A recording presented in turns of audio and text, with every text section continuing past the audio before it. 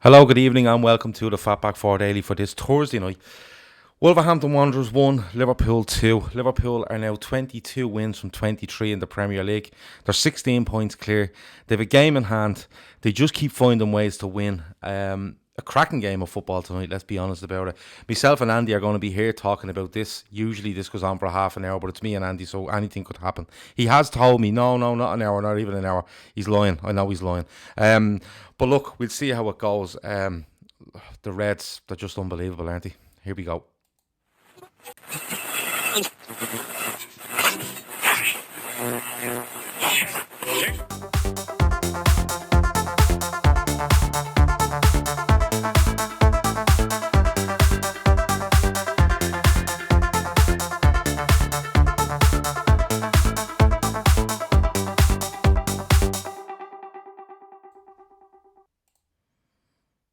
And here we go.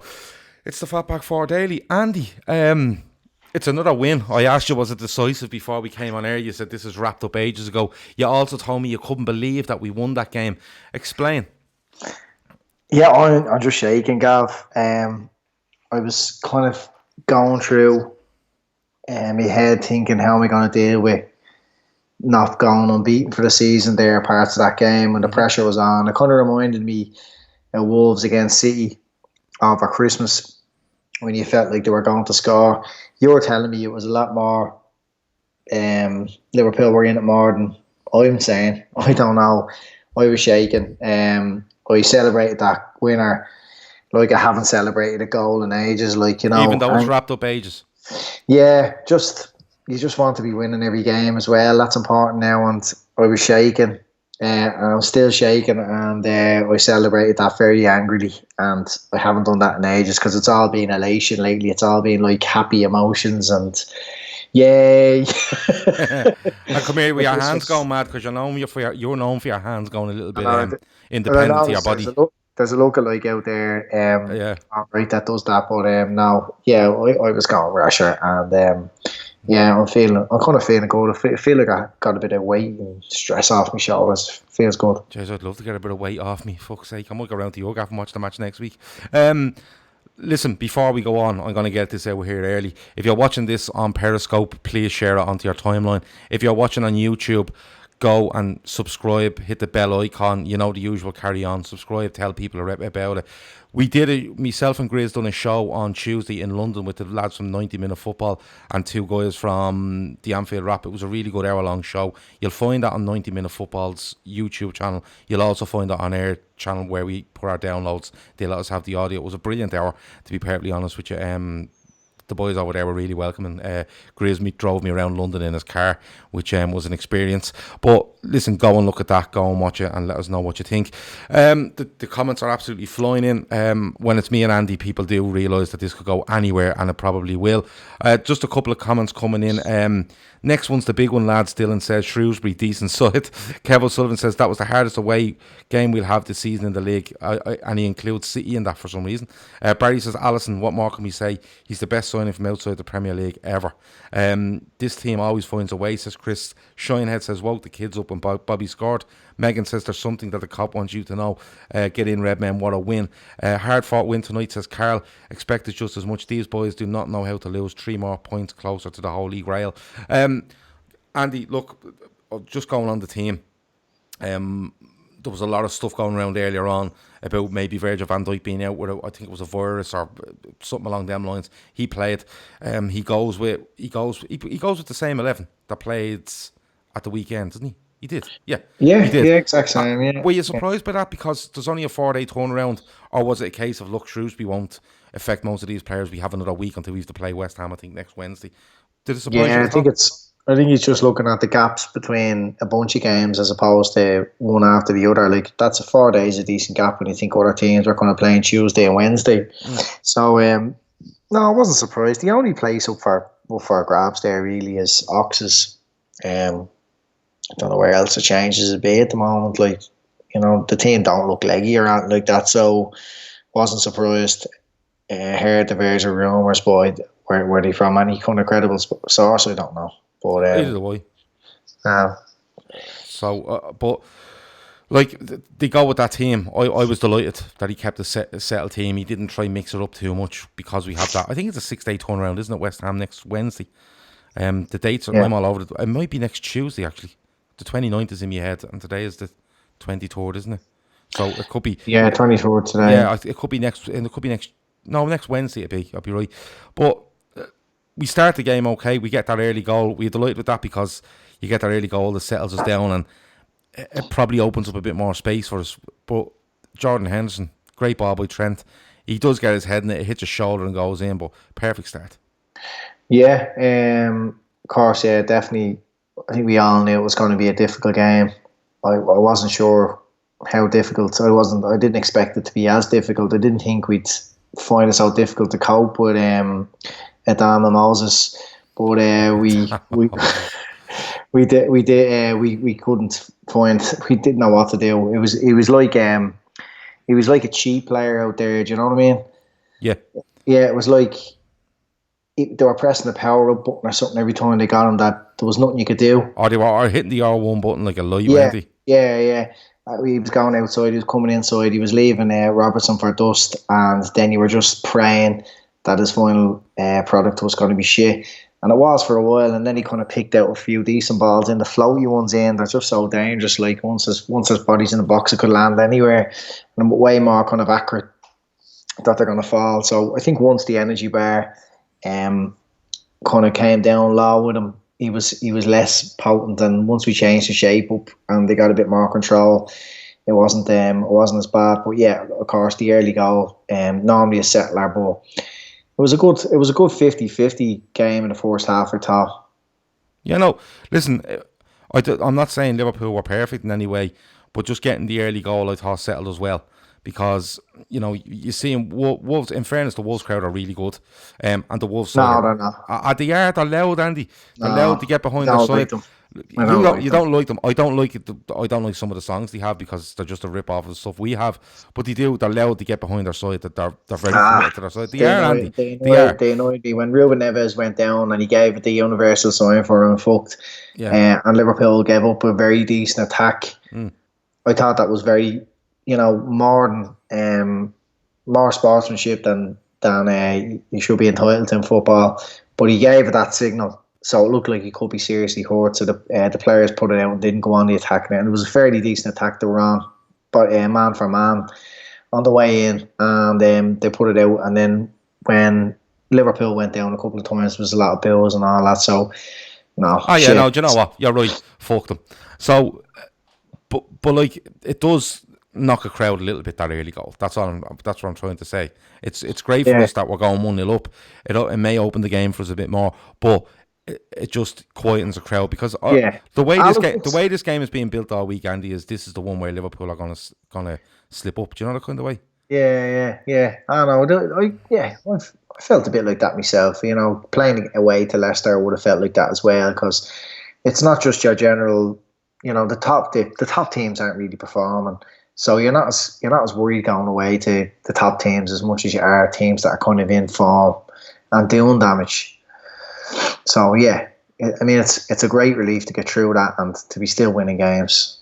Yeah, it's brilliant, and it is one of those games that we picked out, coming through the Christmas period, that when we have United, Spurs, Wolves, it was probably the game that concerned us most. This one. Definitely, yeah. Because the way they play, the system they play, they try play football, and they've some really, really, really good players. You know what I mean? Razor says, just shout Gavlar again. I'm sure he's going to shout Andy now in a minute as well, because he's just so happy. He's probably in the pub now, and Ray. Somebody there said 9 more wins. If you said 9, you're wrong. It's 8. It's 8 more wins to win the league. I keep telling you this, and you won't believe me. Chris Brack says Wolves made us work more than Man United and Spurs did. Amo says we will win the title start in March at home to Palace. Keep the dairy free, lads. Listen, Andy, the first half goes on. I think we should be outside, I'm being honest with you. I think they put in a couple of good blocks. I looked at half time. Like I said to you, we can watch games at times, and like when I go back and watch this later on, I'll probably think a little bit what was all the fuss about. But I did feel in the first half we are just that half a yard off putting them to bed, and then Sadio Mane gets injured. Have you heard anything on this? Because I think you watched the interview with Klopp after the game. I didn't. I was getting ready for this. But On Mane, Mane, yeah. yeah, no, the commentators only alluded to it where it was just precautionary. He felt tight. So no, Klopp didn't say Hamstring. anything. Yeah. Klopp was deadly in his post match. He's like I just love listening to him. It's like a TED talk. Yeah. It's so you know. What was his? I didn't see it. So what was his demeanour like? Because I noticed something on that. You know that inside Anfield that they show after every game at Anfield. Yeah. And it's a 15-minute video. I love them. I love watching the body language of people after games. And Klopp was being interviewed by LFC TV, and he's nearly leaning against the wall, and his shoulders drop as if he felt that win against United was the one. What was his demeanour like after this one?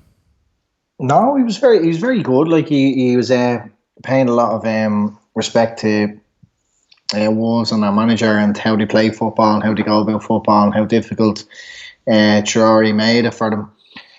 Just talked about how we had 4 or 5 good chances. I don't know where they were probably fell in the first half mainly, where it could have been a totally different game. It could have been our side, but no, it was really good. Just he was just talking about how it was going to be a difficult game, and you set up the way you set up, they set up the way they set up. You both kind of know how each other are going to set up because they're both very attacking football teams. But it's as the game develops and different things change within the games and different players get an edge over other players and how they start finding spaces and start finding holes. And that's when Klopp had to kind of change it up. I think it was around the 55th minute, probably just after we conceded, Klopp changed the shape. He did, yeah, most definitely. And then that got us kind of with a little bit more control in the game because I felt at that stage that it could get out of hand. And then he changed the shape late on again.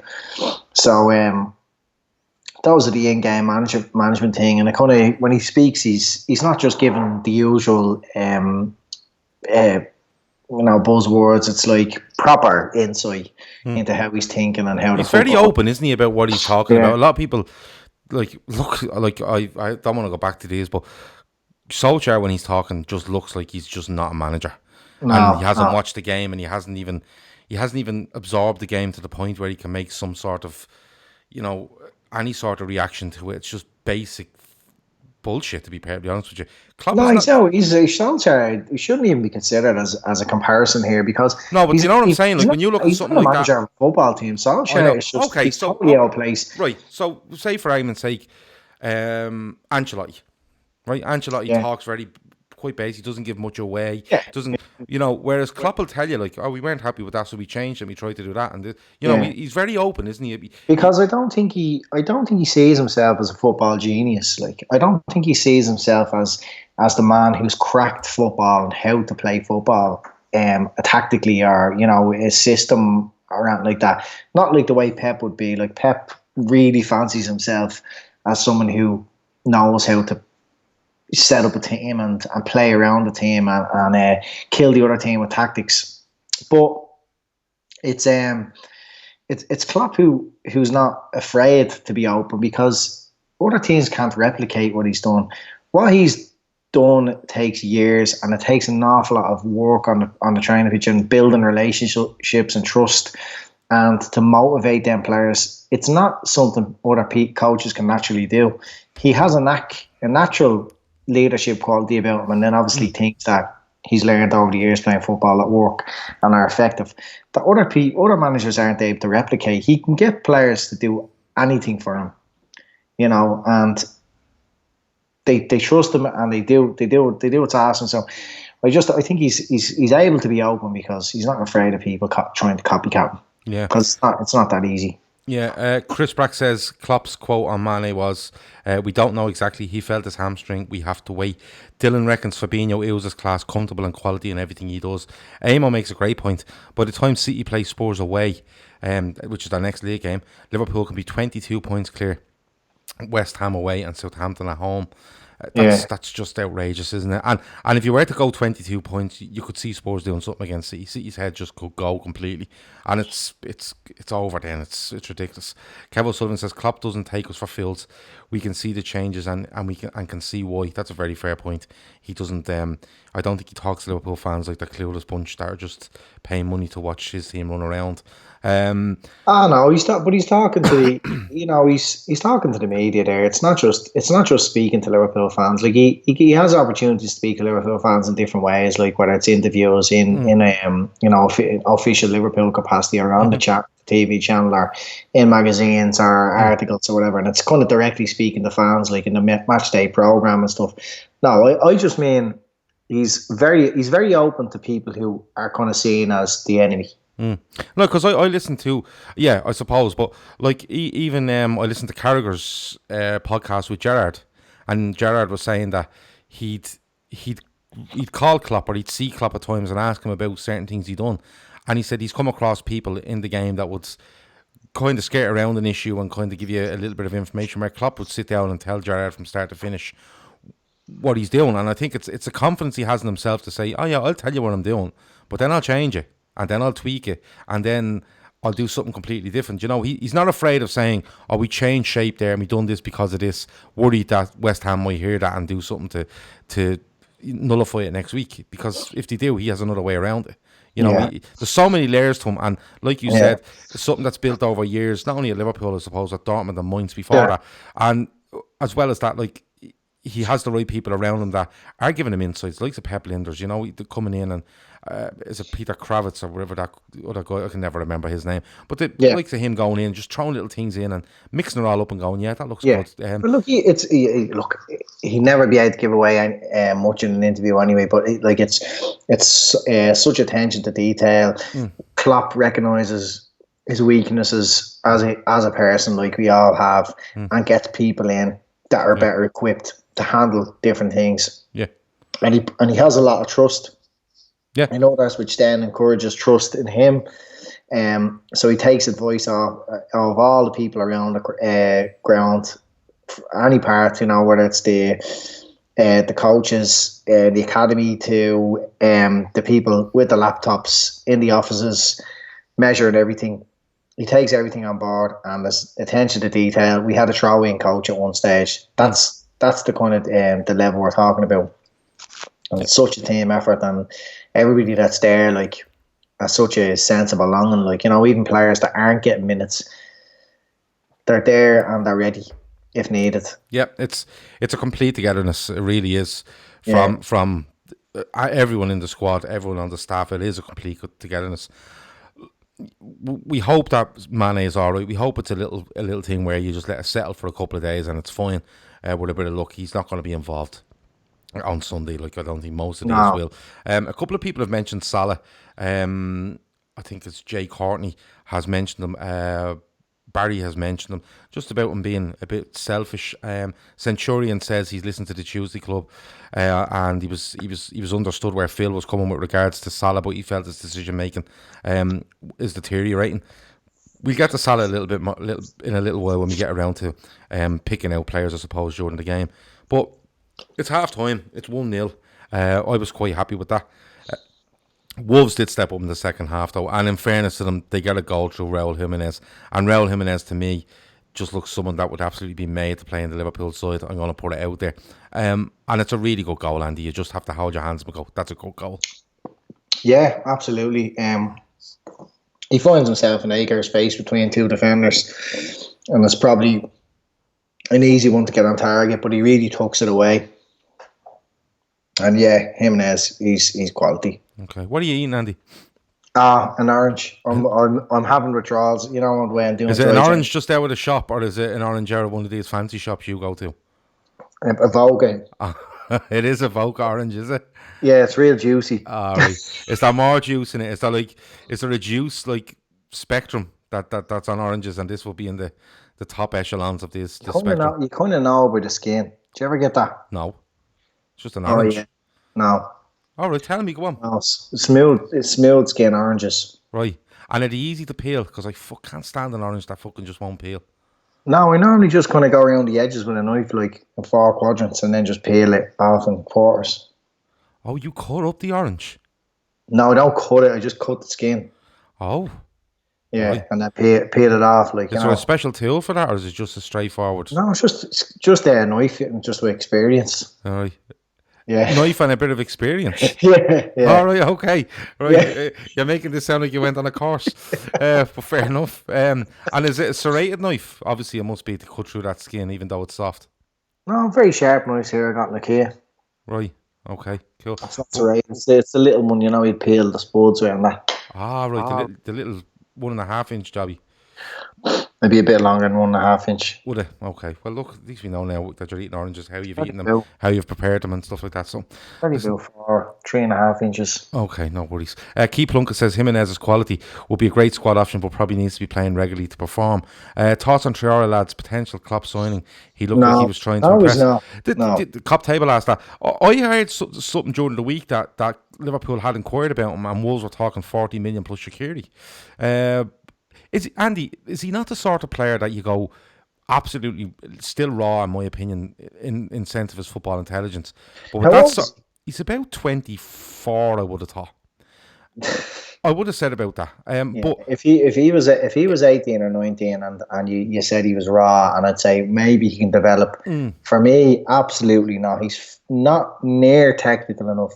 There's so. But is he someone that is he somebody that Klopp could develop into, say, an out-and-out pace merchant striker? Don't put him on the wing. Don't ask him to be creative. Absolutely not. Just one of those where you go, I'm going to stick him on and I'm just going to out-and-out pace in behind. No, I was even surprised when we heard he was actually went through the Barca academy. Yeah, he did. Yeah. Like he ended up. I think he was at Middlesbrough and Villa or something like that. Yeah. Before he went to, and I know Wolves paid a lot of money for him when he got promoted 2 seasons ago. I don't know. I've read all about him and the hype lately. For me, I was actually quite shocked tonight that he ended up delivering, the amount of quality balls he did. For me, he's very little end product, and he's just like at one stage, right? This what fucking wrecks me head. Like at this level of football, because Andy Mead says much better, quicker players out there, not good enough for our size. No, he's not. At one stage, the commentator, because it was off camera, so you couldn't see it. But at one stage, he said he was on his hunkers in the sprinting position, getting ready to go. Yeah. Now, fuck off if that's this isn't the Olympics, like. Yeah, fuck off if that's the type of player that comes into the Liverpool team. Absolutely not. You don't piss around waiting on the halfway line for a ball to get loose that they can pump it forward over the top and you run onto it. That to me is where his absolute main strength is. And then he's a bit of a bully where he throws his arse and shoulders around in the pitch and he kind of tends to come out with the ball. Yeah. Someone's mentioned there that his recovery from actually doing all these sprints is quite bad. Could he just be blown out his arse like every time he does that's what I'm saying. To me, it's when you press the superpower button and you use extra energy. Like he's blown out his arse, and a big player like that, they tend to fucking use a lot of oxygen when they went into their muscles when they run, and then they're panting for ages. And of course, with the Amazon in the state it's in, and him looking to take that extra oxygen, it's just not a good mix. Would you agree? Yeah. Someone from Greenpeace are going to strap themselves around him at some stage in protest at the amount of oxygen he's taking. Yeah. While the Amazon. I'm not on the Traore train whatsoever. To me, he's very one dimensional. Okay. He can cause you problems, but he's going to cause us problems, and then they're going to play against whoever next week, Bournemouth, and that cause them problems. Okay. Chris Brack says Traore is a bulky David Bellion. Jesus, there's a name in the past. All pace and nothing else. Centurion just says get him back. Fair point. Point. That's where we need to be aiming. We don't need to be looking at developing players who are so raw at the age of 24 anymore. Let me see. Tiger Trey says our technical defence couldn't contain Traore. Salah was wasteful, says Alada Y, I think that's his name. Dylan O'Rourke come out with a great one there. Dylan's great for the out questions. He says, could Andy do an MTV Cribs style video in his house? No. Why?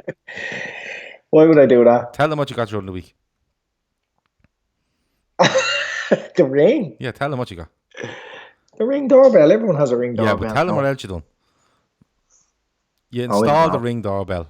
Yeah. And then just to brag about having a ring doorbell, you decided to tweet ring on Twitter and say, I have it connected, lads, and it's not charging right. Could you not have just emailed them, no? No, excuse me, right? Yeah. I was extremely frustrated yesterday because it got the better of me. Yeah. You know, and it's only wearing a bell. Yeah.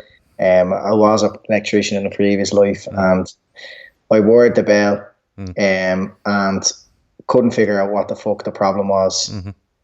You know, all the obvious checks, went online, and there seemed to be loads of people with the same problem but no solutions.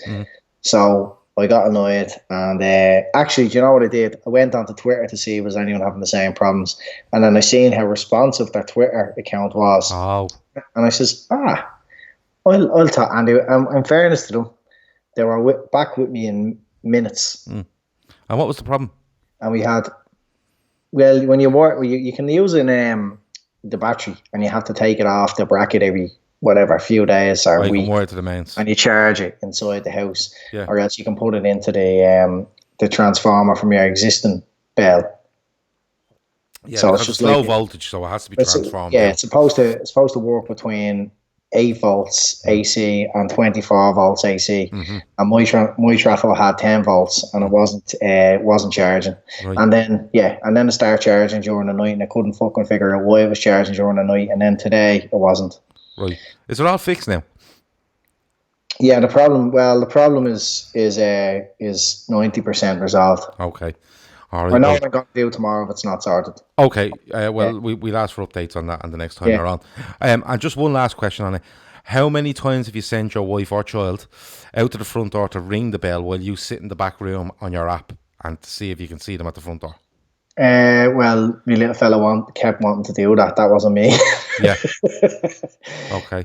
But you can have a great crack with it. You can set it off. Great crack with it. You can set it off even without going out and pressing it. How? Because the app does everything. Oh, the app rings your own doorbell.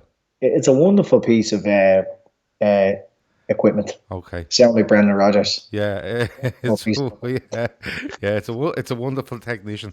Dylan O'Rourke asks, "What the fuck are we talking about?" Dylan, we're talking about the Ring doorbell, and listen, we're not sponsored by Ring. We're actually sponsored by Paddy Power, and I forgot to tell you at the start, but that is a bookies, a website and an app. If you gamble, please gamble responsibly. Trev try to do so. When he heard I got one. Try to do so with Paddy Power. Trev was not happy about the Ring doorbell because Trev is convinced that every time someone rings your bell, the FBI are taking pictures of all your house and storing it away for when they want to. He actually thinks that the button on it collects your DNA and then sends it back to FBI, CIA headquarters. Yeah, he does. Anto says Andy Nomics has now changed to Andytronics, which is really good. I like that. Let me see. Does the Ring app work in the pantry? Asked Chris. Yes, it would. It works all over, It works everywhere, I'm sure. As I said, it's a wonderful piece technician. Of equipment. Yeah. Right, back to the game. And we will get back to more random stuff as we go, but back to the game. So they make a 1-1, Andy, and it's a good goal.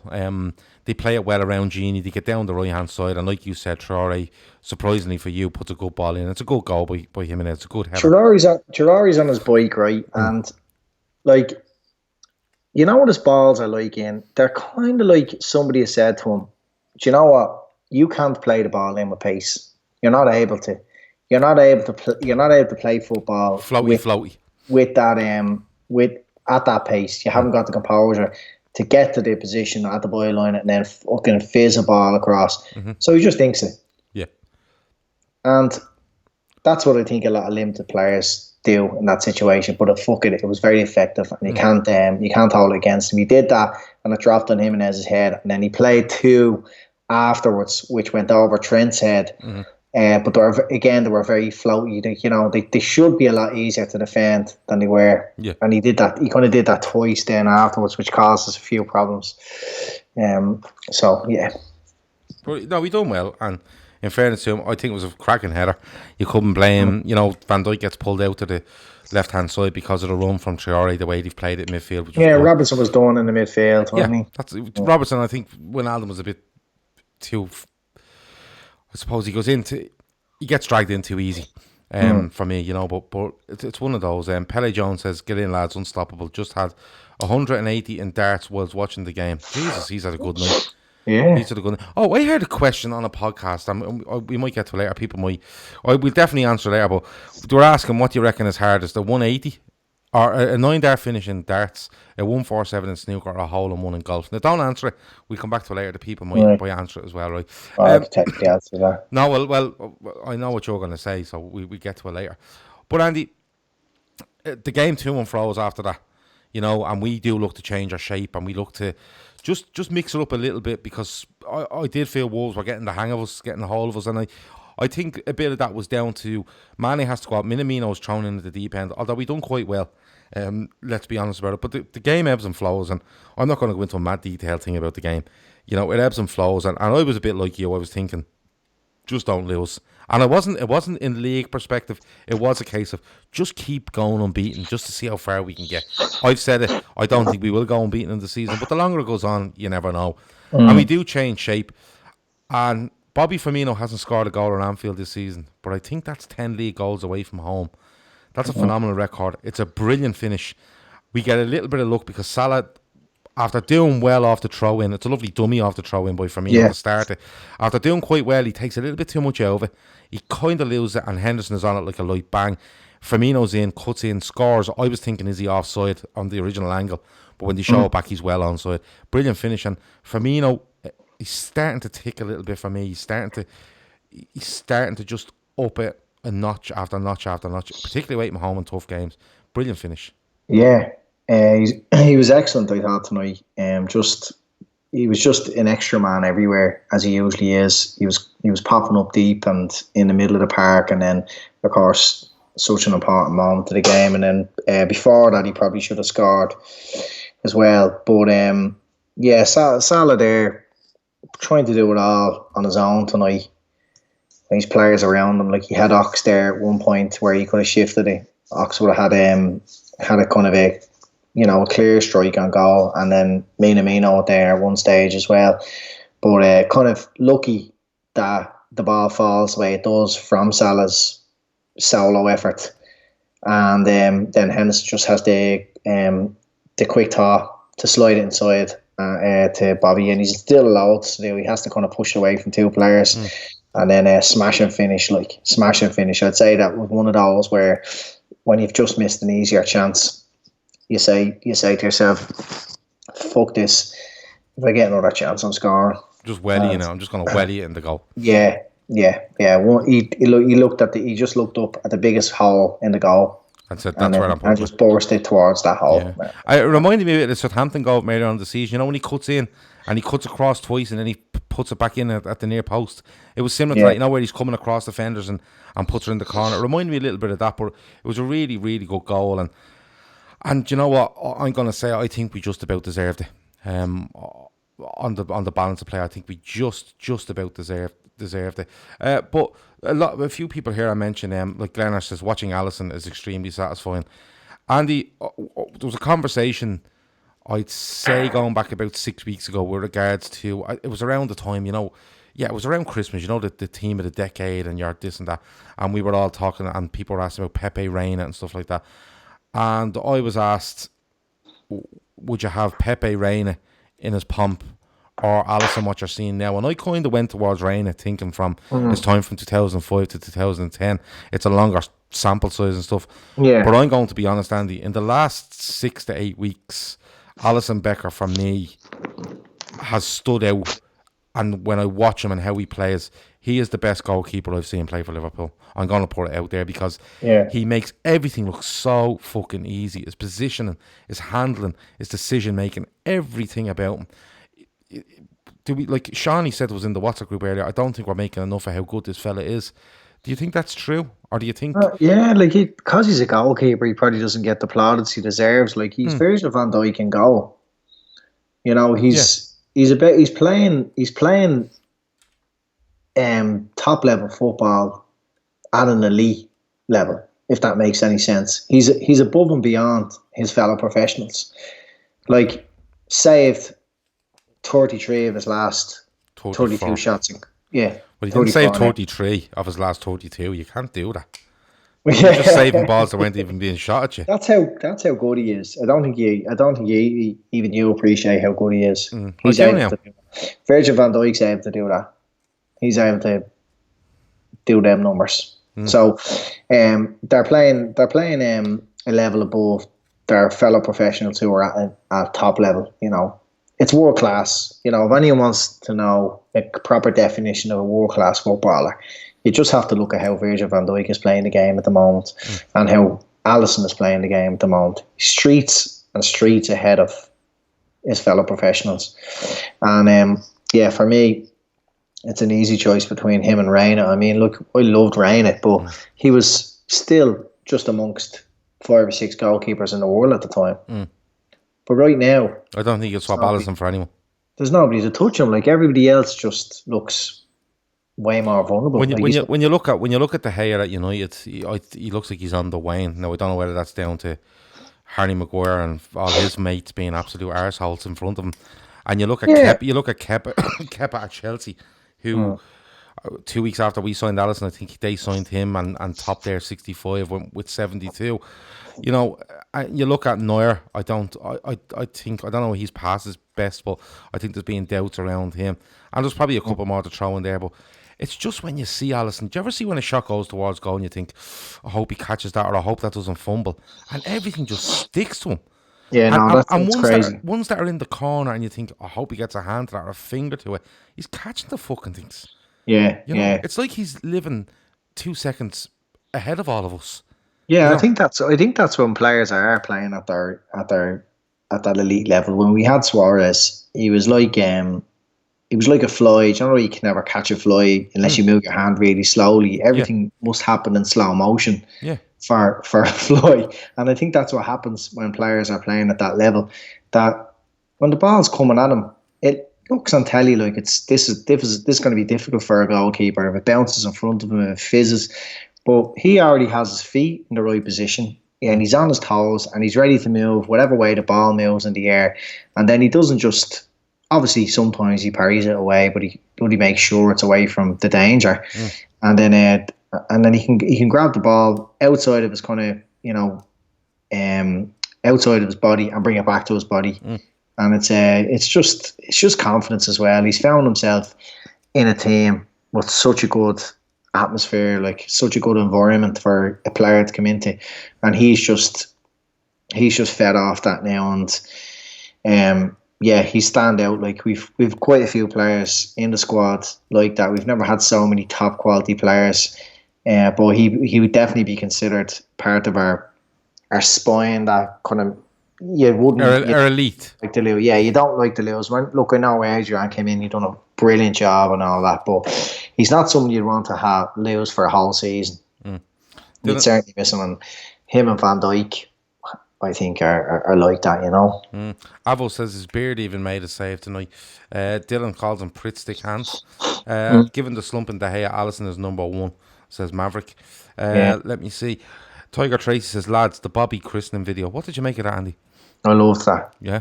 Yeah. All over that? Yeah, absolutely loved that. That was one of the weirdest things I've ever seen. No, I didn't think it was a bit weird. I think it's weird, you think it's weird. It's like, it'd be like me and you going, do you want to get down the local swimming pool? And you go, why? And I go, because I want you to christen me. Do you know what I mean? Yeah, but we're not lovers of Jesus. How do you know? We could be. Well, I know you well enough to know you're not one of those. One of those. Watching that video made me wonder what actual religion are they part of? What is it that's bringing them such joy and happiness? I want a bit of that. Yeah. Because, like, do you reckon it'd improve your Christmas if you are that into God now? I think it might ruin your Christmas. Do you think so? You'd spend too much time in mass. I think once I stopped going to mass and stuff, it took the pressure off Christmas, and I could just enjoy myself. Yeah. Like when I was thinking about it, how when Christmas was a Jesus thing growing up, and the pressure at home, like in school. Tiger Tracy says you could do it in the Dodder. Go on. Sorry. I actually seen it happen in the Dodder Now that you mention it. The Dodder, for anyone that doesn't know, is a river that runs through Dublin, part of Dublin. Absolutely no miss. Do you know where the Dodder runs up past the Rathfarnham Shopping Centre where Penny's is? Yeah. Yeah. There was genuinely a fella down there with his kid. Christening it. Yeah. Are you sure he wasn't trying to kill him? We thought that, but that's all he was doing. Right, okay. But anyway. Yeah, go on. So I think once that was kind of lifted at Christmas, it kind of made Christmas a little bit better because you weren't, it wasn't as serious anymore. Like, you weren't thinking, look, this is the fucking big man's birthday, and we need to be all good here, and we need to be all going to mass, and we need to be all doing all that. So yeah, I think it could actually take away from Christmas. But they make the God look. They make the God loving stuff look really fun though. Yeah, I know they do. I remember tweeting Bubba Watson because he loves Jesus too. Yeah. And I asked him. You tweeted Bubba Watson, the golfer. Yeah. What did you ask him? I asked him, would does loving Jesus make you a better golfer? Because at this stage, I was probably playing off about 21. Yeah. And I tried about 11 cans on you. And I tried everything else, and I was thinking, fuck it, like, why not? Yeah. It seems to work for him. He was playing balls out of in the Masters. He played a ball out of trees, and it did a shape that only Jesus could have gotten to do. Do you know what I mean? So I tweeted him anyway. And so hold on, just before you go on. Yeah. You reckon that Bubba Watson playing at the Masters, did he win this Masters? Yeah, that was the Masters where he played the ball. Yeah, should the Masters be taken off him because he had outside interference from Jesus? Like Juventus had one match fixing. Juventus were match fixing, had them titles taken off them. Surely Bubba Watson should have to give back his green jacket. I think it's all about proving it. Well, you said you just made a statement that only Jesus could have made this ball shaped like this. Yeah, but how do you actually go about proving it? Right, so you're lying to us. Why? Because you're saying it was Jesus. I'm saying only it could. Like in my opinion, it was a shape that I've never seen any other player do. Okay, all right. And it was kind of like it was like Suarez's volley against Arsenal. It was like there was a higher force involved there. Yeah. And I think if that ball had flown into the net, probably the world might have ended, because I think everything would have just went into the goal after that ball. Yeah. Like it sucked in like a vacuum. Okay. So that's the kind of forces that were at play there. So I tweeted fucking Bubba anyway, and I just asked him, does following Jesus or does loving Jesus make you a better player? And he said, no, but it'll make you a better person. Oh. And I thought about it for a while. And then you said, fuck off, Bubba. I just moved on. But anyway, what they were doing there, the joy and happiness that brought to Alisson.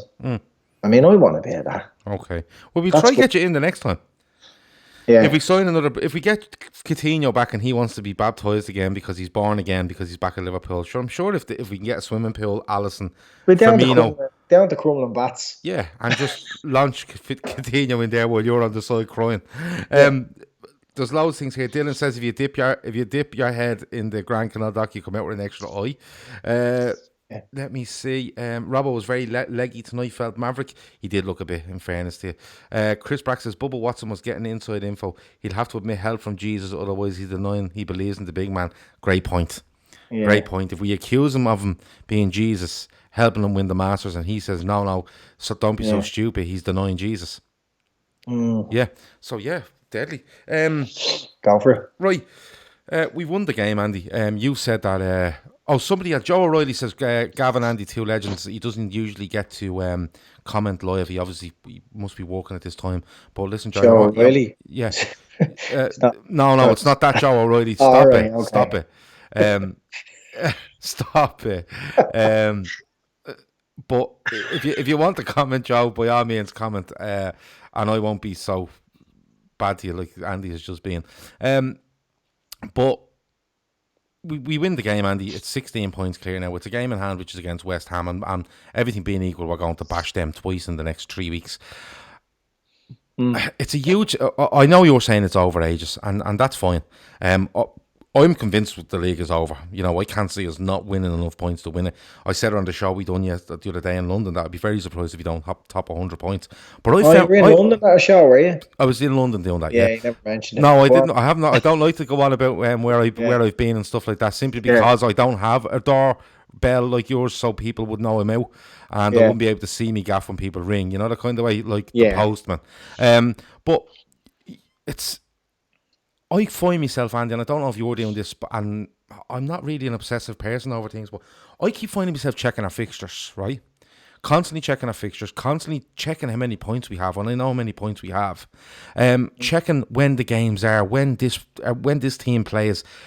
You know, when we play this team, is it before another side, and when is Atletico Madrid in there, and what form is this team in? And am I just being stupid, or is it just me trying to keep my mind occupied because it's the only thing that can keep it occupied because the league is more or less over?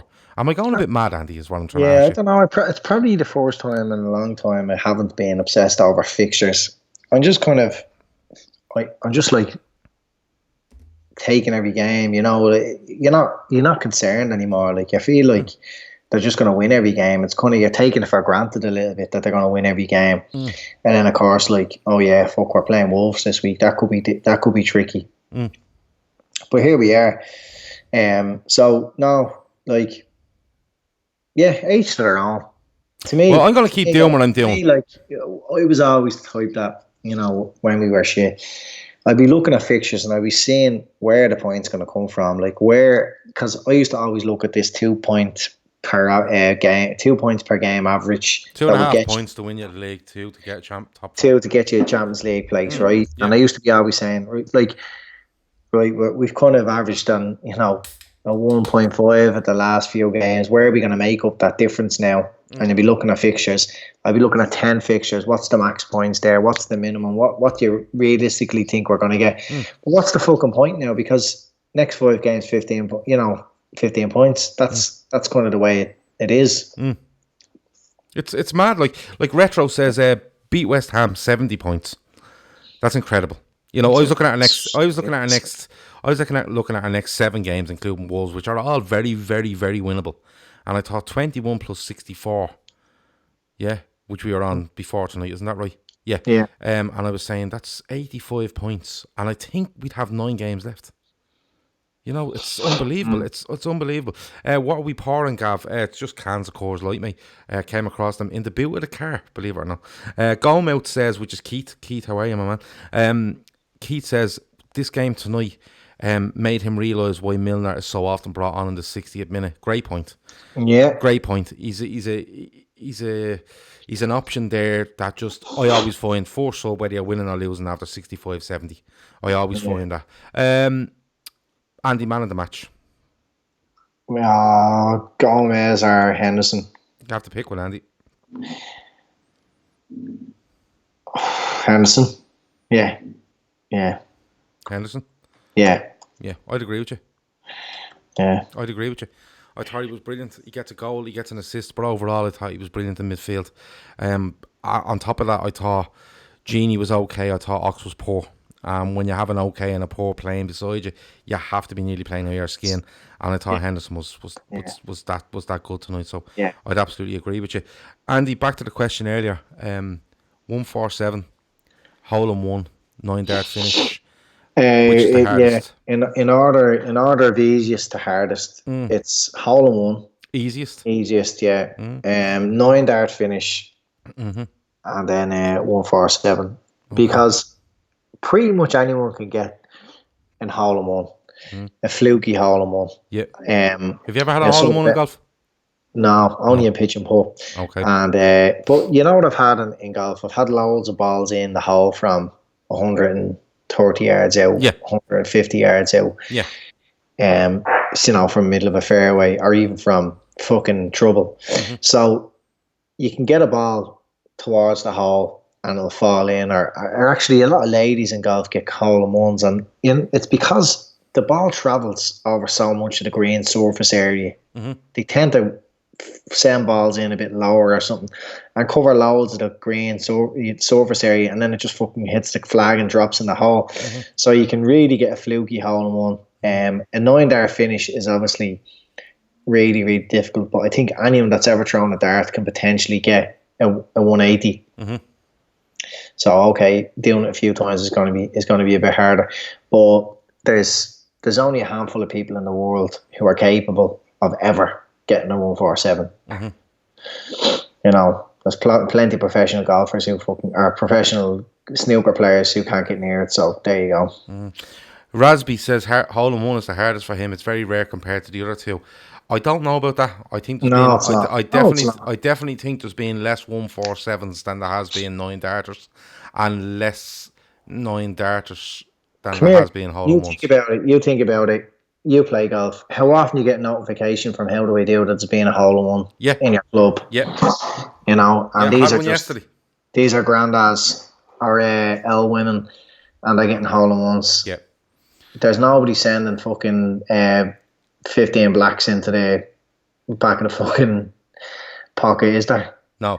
And just going around in a random snooker hall. I think this question comes up, and 147 is included, because Ronnie O'Sullivan has done it so many times, and he done one in about 5 minutes, going back about 15 years, probably is it 20 years now he done ago?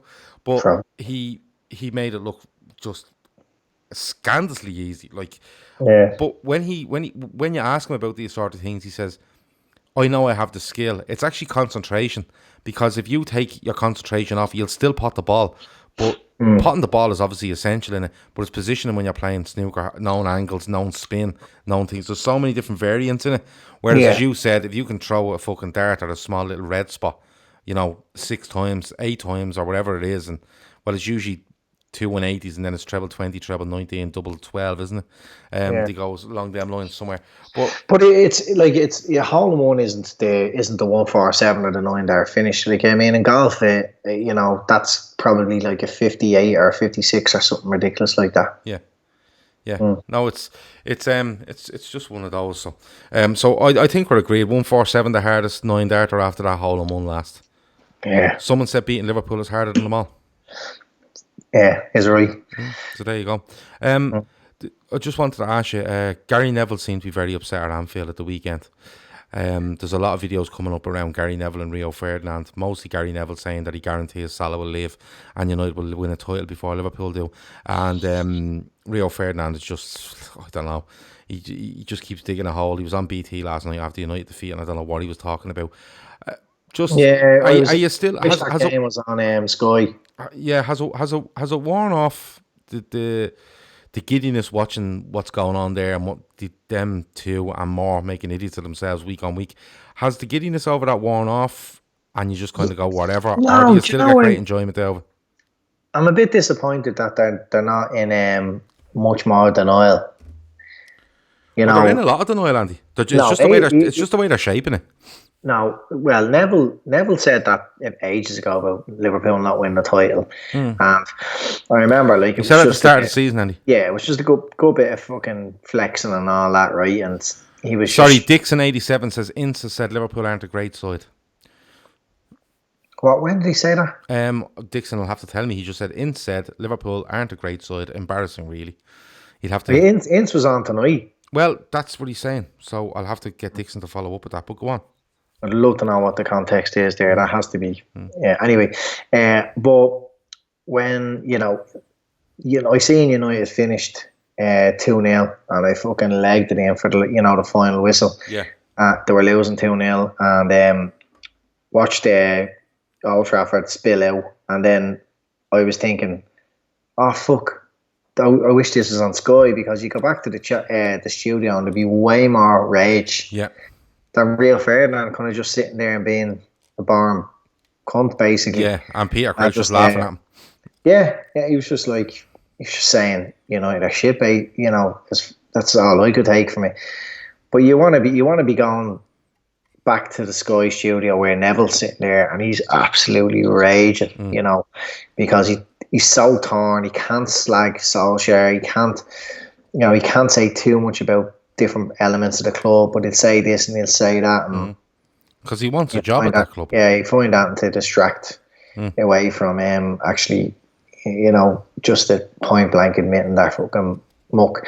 But no, I love watching Neville. I love watching Neville and Payne. Looking at the camera on the commentators when him, Tyler, and Carroll were up in the gantry in the game at Anfield on Sunday. I looked at that and I got a lot of satisfaction out of that because he's still so emotionally attached to that team, even though they're so horrific. And Carragher, the opposite with us. He's buzzing. So it's very satisfying to see them. Chris Brack says that Ince said you have to win and dominate for 4 years or more to be considered a great side. It's not just that's just a stupid play on the word, on the definition of the word great. Yeah. So what Ince has done there basically is reinvented a brand new definition of the word great there and applied it to Liverpool's current status in football, in the football world at the moment. He should probably stick to ruining his son's football career rather than commenting on Liverpool, shouldn't he? That's just a gobshite comment. Because he's a gobshite.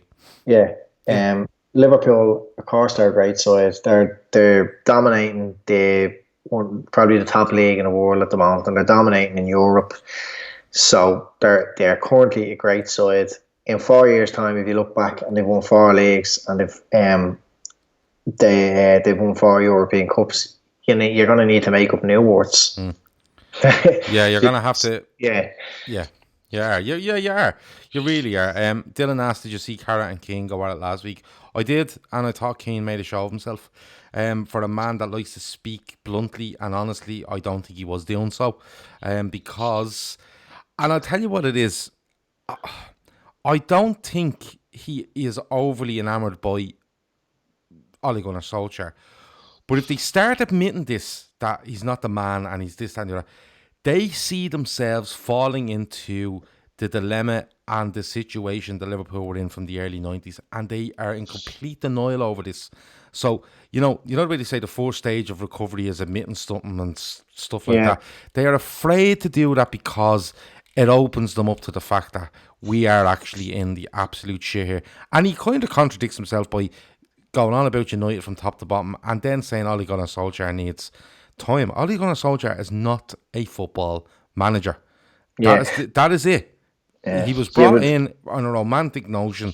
He done quite well, similar to what happened with Dalglish at Liverpool in 2010-11. He was given a contract which he should have never been given, and now it's all coming home to roost. And the likes of Roy Keane, sitting in Sky in front of millions of people with the reputation he has for being an honest and down the line, and you've seen him on off the ball stuff where he's slaughtered people. To sit there and try to tell you after 18 or 16 months or whatever it is that Ole Gunnar Solskjaer is the man for Manchester United and he needs more time is absolutely it's shambolic, to be perfectly honest with you. I have a really good question here for you. Chris Brack says, if you could do away with one fast food chain because their food is appalling, which one would it be? Is that question come from Ireland or? No, he's in England. He's in England, so they won't know what abracadabra is.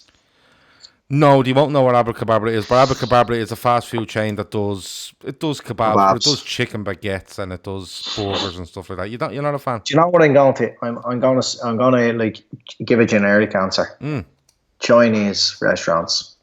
Chinese food. Yeah. Fuck off, Andy. I think it's absolutely disgusting. Will you stop? Andy, Chinese food is disgusting. Yeah. Why?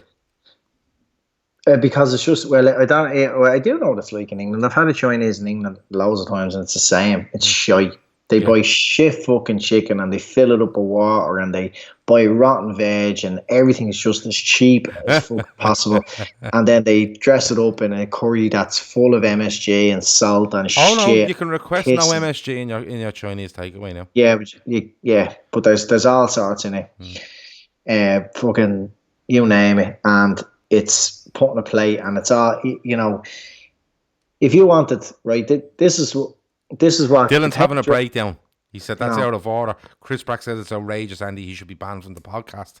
No, I remember being in a fairly decent Chinese restaurant, and like so, not one of the best ones in all around, like, but certainly like a decent one. Like when you'd walk in and go, oh yeah, okay, yeah, this is good. And somebody ordered like chicken with black bean, and they came out with beef and black bean for them. And he went, oh, sorry. And do you know, like, when Homer's dad came into the strippers and he's seeing Homer, and he was like a revolving door. That was like your man went back into the kitchen and came out the other side with basically this proper, like maybe somebody else ordered chicken and he ordered beef, and they just got them mixed up. No, it didn't. They just went in and scooped it out of a big huge pot that was sitting there. And so that's the way it all is. It's cheap, piled high, fucking fast food sitting there all day. Most Chinese is like Chinese takeaways. You can see that they serve the food out a hatch, and if you ever look in, you can just see it's big, huge pots full of curry sauce. I will say that Chinese that you don't see into the kitchen, I'm not a big fan of. I'm going to be honest with you. Chris How many Chinese have ever been and you can see right into the kitchen? Oh, quite a few. Quite a few. They're awful. Most of the Chinese takeaways that you find yourself in after a few points or whatever, they don't even leave the door open for a full second. You just see the door opens and a fucking hand comes out with a bag and the door shut in seconds. Chris Brack says you need to stop going to cheap Chinese. Keith Plunkett says Andy has a gold card for Avoca. Chinese is not his bag. Do you find yourself down in Avoca and you must have mates down there, do you? Like, people that you see and you're kind of become friends with them from being regular down there. Yeah. Yeah. And we just have little chats around like how disgusting Chinese takeaways are. We just have that, like, would you be standing there with an organic avocado going, and would you look at the beauty of that and you think people out there are eating from Chinese restaurants? It's appalling. Yeah, it is appalling. Yeah. No, I'd be sitting there talking up sushi. Do you like Indian food? Yeah.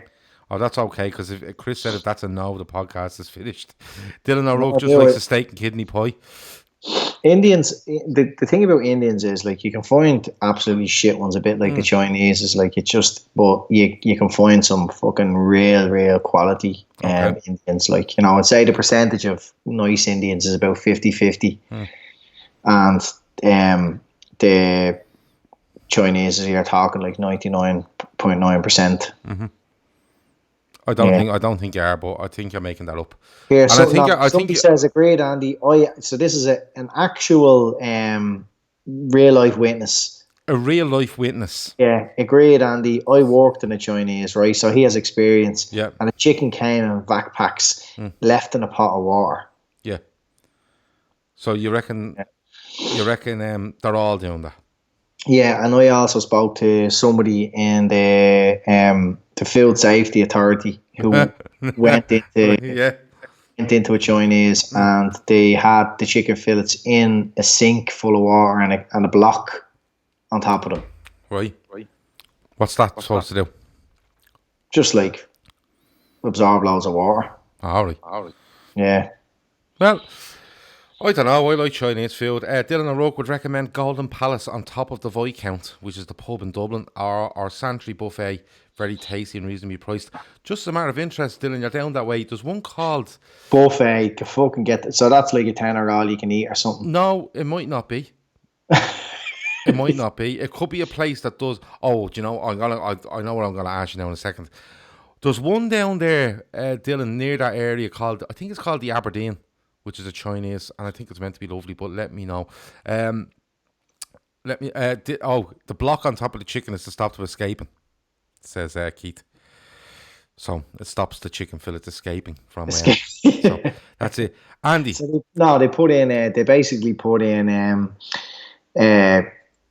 fucking budgies and grow them into a real chicken breast. That's what's going on there. Okay, Italian. Do you like Italian?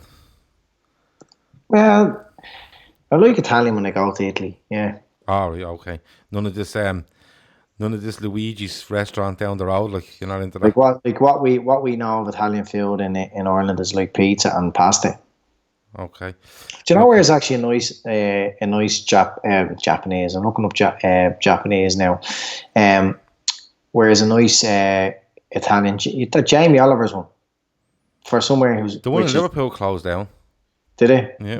There's one in Dundrum, and it's actually nice. I wouldn't eat there. He's a wanker. Yeah, well, yeah. I half expect there to go in there and, you know, he's fucking standing there talking about skill dinners and how kids shouldn't be eating a bleeding slice of pizza at times. So, but do you know what? I'd say it gets on your fucking wick. I was only thinking about it. Do you ever see his takeaways, right? And they have on the front kebabs, burgers, Chinese, Indian, pizza. They do everything from around the world from the one kitchen. Yeah. You're not going near that, aren't you? No. You'd rather starve. Absolutely, yeah. Do you like Japanese food? Never eaten it. No? Do you not like sushi or anything? No, don't eat it. All right. Don't eat it. Not a big fan. That's me told. Yeah, no, it's definitely you told. I'm not a limited person, but when it comes to food, I am quite limited. You know, yeah. I will admit that. Let me see. Jimmy Chunks says Dylan. Listen, there's no point. Andy's just not going to have a bar of that. But Dylan is going to investigate that Chinese that I've mentioned. People that aren't in Dublin are wondering what's going on, but that's the way it goes. Andy, I have a question for you, right?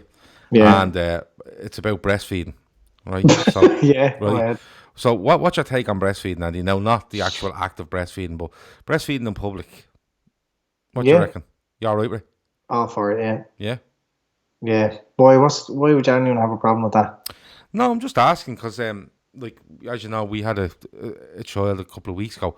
My wife is breastfeeding, and, you know, she's here and people are visiting, she's breastfeeding, she doesn't really care, like, you know what I mean? But I just find some women, when they go, when, you know, it's kind of, oh, I can't really go there because I have to breastfeed. Like, do you think women get embarrassed by it, or is it just a case of that they know they're going to be fucking nearly stared at and shamed into leaving wherever they are because of it? Like, what do you reckon? That's silly carry on if someone's getting that. Yeah. Just thought I'd ask you. You're grammar. No, yeah. No, you have the over-the-top feminists who, like, kind of are... No, I'm not talking about whipping it out, Andy, and out in front of everyone.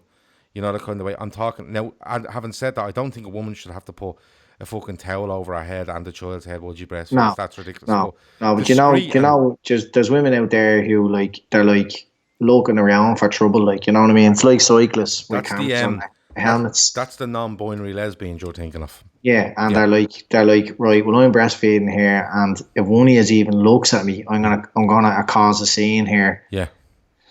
But yeah. Best of luck to your missus on her breastfeeding endeavours. I hope she has no trouble off anyone because it's bang out of her. Is it okay if she goes out and breastfeeds and if anyone stares at her that she shouts, Andy Young said it's grand?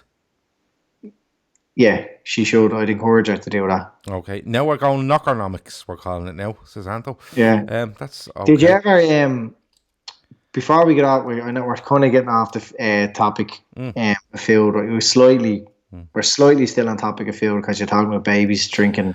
Yeah, and if anyone has any random questions, throw them in because we have about 5 minutes left before we go. So have you ever had ramen? What's that? It's Japanese kind of. I just told you I don't eat Japanese food. Yeah, but you mightn't have known it was Japanese. That's what I'm fucking saying to you. Well, what's it look like? So it's got a bed of noodles, and then you might have a lot of the time it's chicken in it, and then it's kind of got a kind of a watery sauce, but with like spice and flavour in it, and then sometimes there's an egg in it, and then loads of veg and all. Like if you ever look at it, say you went onto Instagram, you'll always see it like it's like a separated curry nearly. Right. Like you'd see like you wouldn't see the noodles because they're in the end, but you'll see chicken in one corner and different veg in another corner, and then an egg maybe. An egg? Yeah. In what way is the egg done? Well, like sometimes like you'll see them and it might be like a poached fried egg, and then sometimes it's a boiled egg, but it's actually marinated in soy sauce and then some other sauce that they put it in. It kind of takes on its colour, like it's kind of a browny black egg. No, I've never had that, Andy. Yeah, but trust me.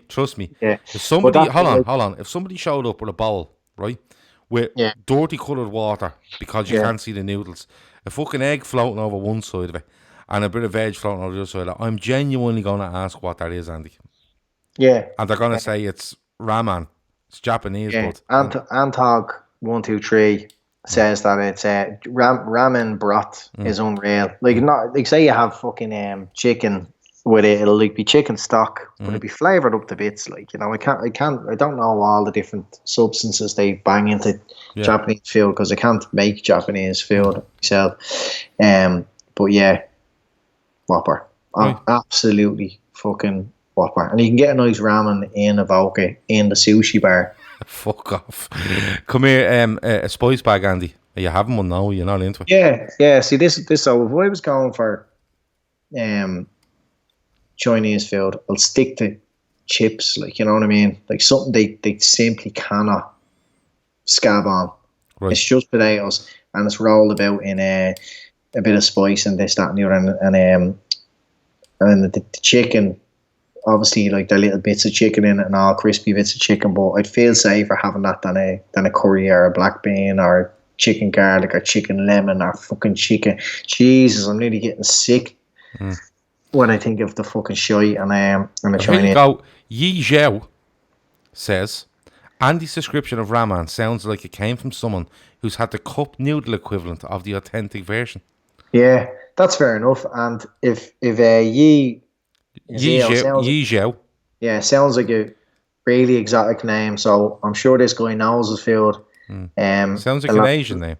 Yeah, he would probably be able to point me in the direction to find the nicest ramen around. So what you're saying is a challenge. That's a challenge, Zhao. Tell me where I can get nice ramen in Dublin or in Liverpool. Okay, so you're saying that the Evoca one can be outdone?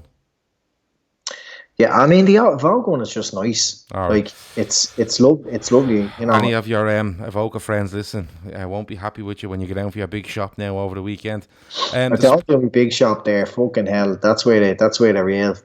That's where they're. Tiger Tracy says the spice bag flavouring in Aldi is lovely.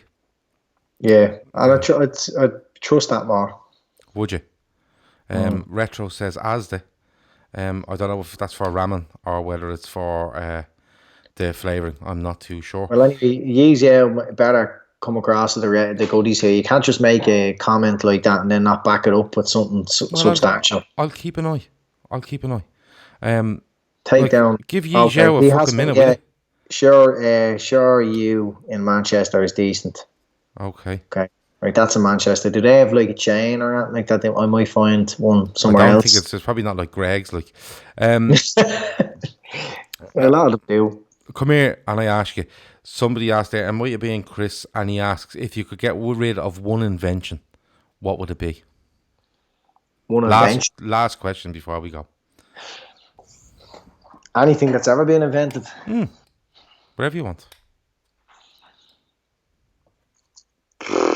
Steve S says try Fujiyama. Is that in Liverpool, Steve S? You'll have to tell us.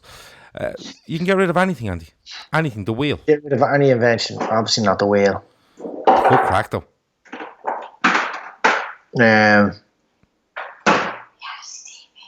Reality TV. Reality TV. Yeah, was that your better half coming through the door to tell you that? Yeah, she was like helping me out. Oh yeah. Yeah. Yeah, because your head is fried after talking about Japanese food for 20 minutes. No, but she's dead right. She knows me better than I know myself. Reality TV. What you're saying is you should be a better guest on this podcast than you. Yeah. Yeah. You know the way, not just reality TV, but you know the way people talk about celebrities if they know about them. You know, did you hear such and such a celebrity fell out with that celebrity and she was wearing that and he was doing this and all. That wrecks my head. So if we could get rid of, whenever we discovered this need for celebrities and reality and all that, get rid of that. Okay. Steve S has come back and says the one he's recommended is on O'Connell Street in Dublin. Okay. So, well, I've just said O'Connell Street in Dublin. I can't remember the name that he said, Steve S. Fujiyama it was. So go and have a look at that. So you want rid of reality TV? Reality TV and the celebrity craving kind of culture. All right, okay. I don't know if that's an invention, but Well, I'll let that's you. my interpretation of the question. If it has to be like an actual invention, A couple of people have said mobile phones. mobile phones, yeah, but yeah, I know, yeah, people are like that, but you can't say mobile phones weren't a good idea. Do you That know what was I like get rid of? years ago. Remember years ago, you'd knock into your mates like, and Yeah, they'd be somewhere, and you'd spend the whole day looking for them, all the spots yeah, that they might be. and then And yeah, then it was a case where like you'd end up going back to the first spot you went because after you trying just all in the case other he stuff. turned up there after you left Then and all. there and you were going, where were you? Well, we were in there, we are in the keyhole, and then we went to the horseshoe, and then we went to the scrambler, and then we were in the around the Yeah, down the lane, and then we all were the here, spots in Halliday are listed and then off. you'd go and you go back to the yeah, I tried all them. Yeah, well, so you were basically just following them around, and then eventually found them in the first place. Yeah, But with mobile phones, like young fellas don't know how easy they have it now, where they just yeah, text yeah. and say where are you, and they drop a pin. Oh, drop a pin, bud. Yeah, Yeah, yeah, yeah, drop a pin, bud. Chris Brack would disinvent Piers Morgan. yeah. I don't know. I think that'd be just. Yeah, no, I don't know what that'd be. Suppose you're right. Do you know what I get rid of? How to Well, think about it. Do you know the little things in the shops where people can scan their item to see how much it is? yeah. You know, if you see something, you go, "How much is that?" And you can go up to this little machine and scan it. Them, and I'll I've tell you, never even seen one of those. they're all over Dunnes stores, and I can tell you, they put them down the middle of aisles on pillars. So you just have Yeah, people standing around this thing, usually kids, that are bored, and they go, yeah. "Oh, yeah, I know, the big price is there written beside it, but they just come and scan it, and they get in your way, and it does my fucking head in." So those are the machines where you can check the price. That's probably what I get rid of. I know we could change the world here, but like all we want to do is our big shopping piece. That's all I'm saying. Mm. Do you know what I mean? Or I'm not too sure. Yeah, I think I'll go with that. I think I'll go with that. That's a bit weak. No, but they really annoy me. It's Yeah, obviously something that's annoying you. What do you mean very weak? You just want to get rid of fucking Channel 4. yeah. And you're calling mine weak. I know, but it's my thing. I just wish people weren't like that.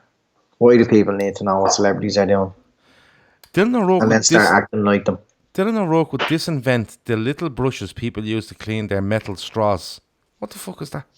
The little brushes to clean the metal straws. Yeah. Don't know what that is, do you? Do you know what they are? What No. are I'm right now. they? Yeah, I'm asking you.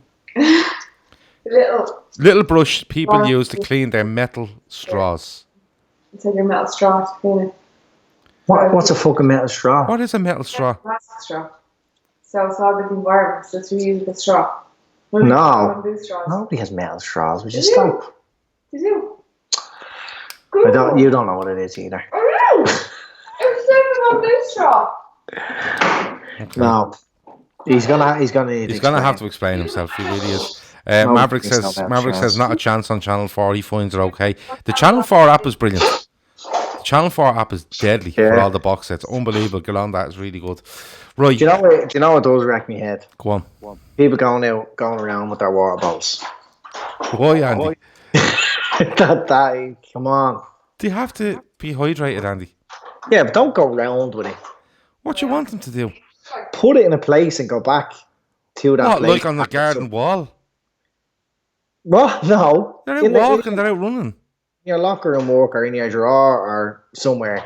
Don't be going around with it like thinking it's part of you, But like an accessory. And like are you whoever. telling me there's the people biggest just water randomly walking around with bottles of water, like the water bottle? bottle.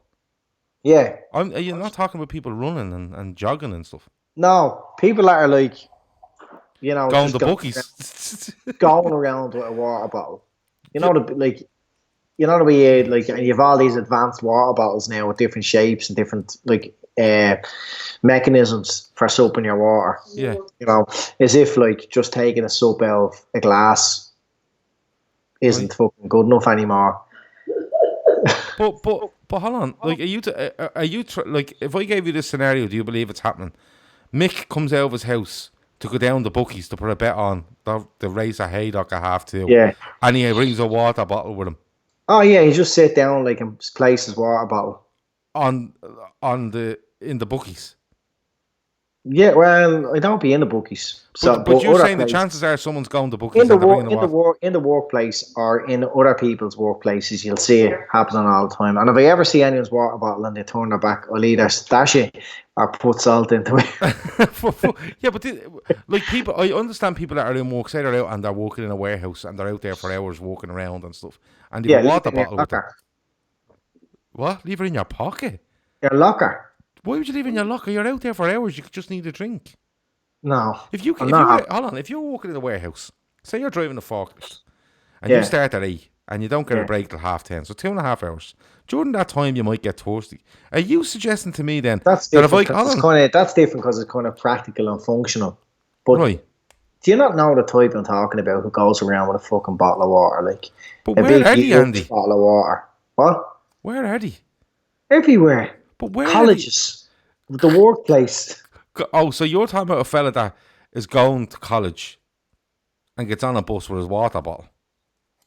Yeah, well, if you're going to college, you have a bag, obviously, and Yeah. you should just keep it in your bag instead of walking around with a water bottle in your hand. Right, so what Do you you're not- saying... do you what- not- do you- can you? Am I the only one who notices people going around with water in their hand these days? hold on. A fella, Dylan says a fella in his job has a plastic bottle. This is bullshit. And it's 8 litres. Who drinks 8 litres I of water know, in one I know sitting? that, yeah. Hold on, I know Dylan. that, I know that What do you walk it's at? shaped like it's shaped like those fucking ones you used to stick upside down on a water dispenser in an office. Yeah. 8 litres. Could you imagine that? Imagine going in with a strap in your back. Do you remember the Rocket Man that used to be at the football matches? You could get coffee off him. 8 litres of water. That's not real. Wanker. That you were dealing with. Yeah, but look, I get people that are going to the gym, or going for a jog, or out for a strenuous walk. Yeah, and they have that's water. totally I different. get that. Totally different. I get people that a water bottle has a place. If you have a very physical job, like say you're a brickie or a roofer or something, and it's going to be hassle to come down, grand, put it beside you, or you're out running, or you're training in the gym, or you're doing whatever. Yeah, you need a bottle of water, but a bottle of water should not be an accessory for walking But this around. is what I'm trying to establish with you. If I said to you, Andy, tomorrow, you and me are going to start working in a warehouse tomorrow, and we're going to be forklift drivers, and I brought a bottle of water with me out and put it on my forklift, would you look at me and go, "What a prick"? No, well, I would, but what I do is I'd hide your bottle of water. But why, Andy? Because in that case, Andy, what you're saying now is right. What you're saying now is that you feel it'd be okay for me to go, oh, I'm thirsty. Get off the forklift, walk back through to the area where the lockers are, take a supply water and come back to me. Drive your forklift to the nearest water dispenser. But maybe there's not a water dispenser in a warehouse.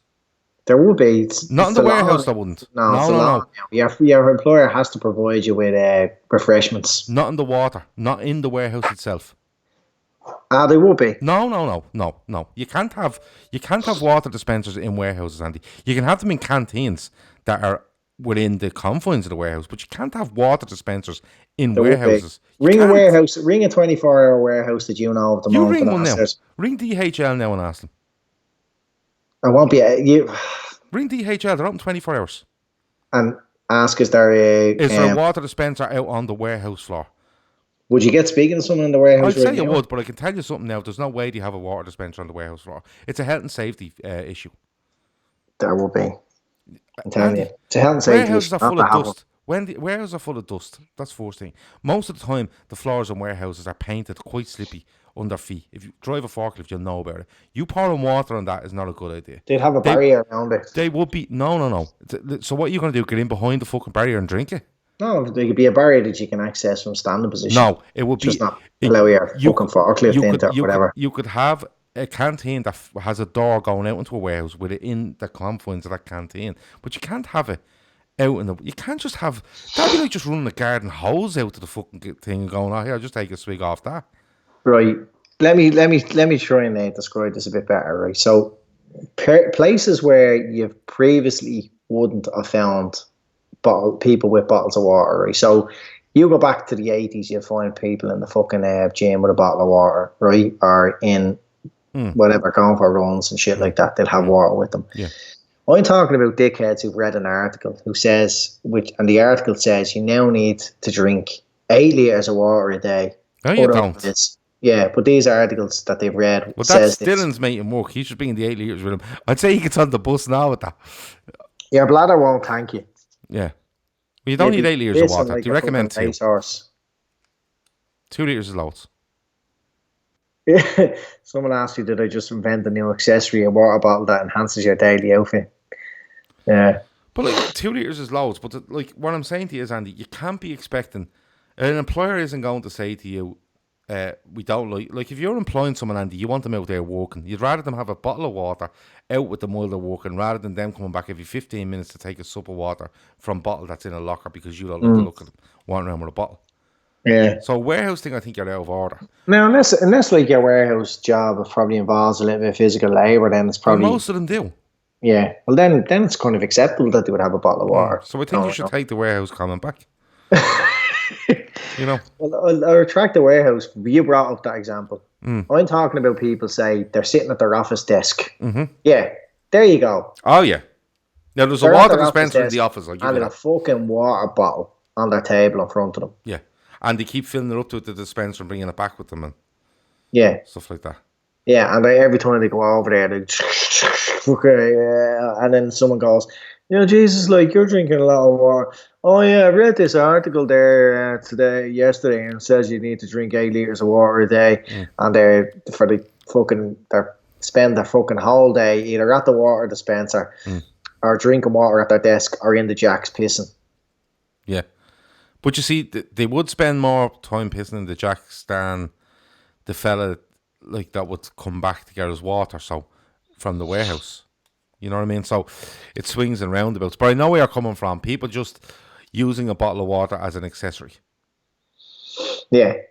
Just kind of sitting there and people that take what do you call them? Supplements. Like this whey powder and stuff like that. People why do people put that in the bottle and leave the house to take it? You have to go and stand in the local shop and drink it to show people they're drinking it. Well, this is kind of an extension of my problem because, like, a lot of the time you don't know what's in the bottle.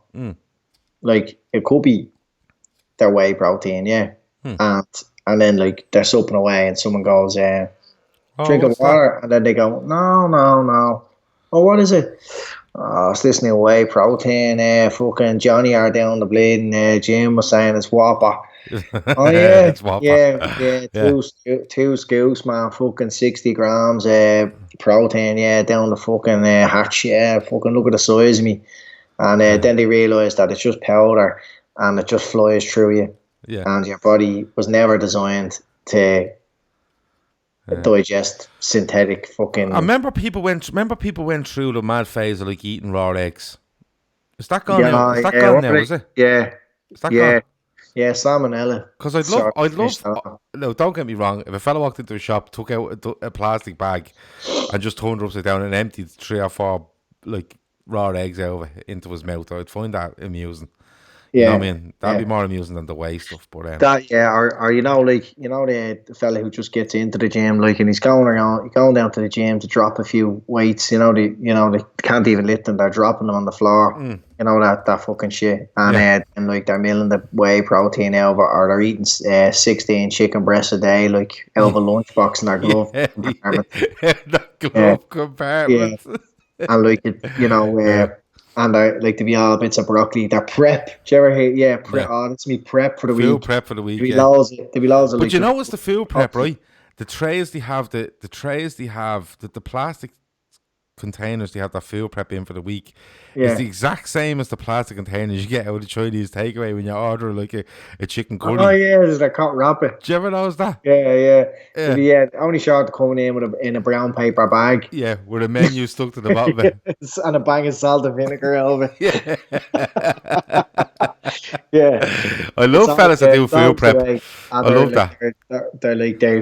They're going to the gym like in January, and by February, like, they're nutritional experts, and they're telling you that like you need to be eating such an amount of calories and putting on and eating whacking away all this protein and I do all my prep, and they're eating raw fucking broccoli and all, and you're going, what the fuck are you doing? Yeah. And they're going, like fuel, fuel to me is just fuel, man. Yeah.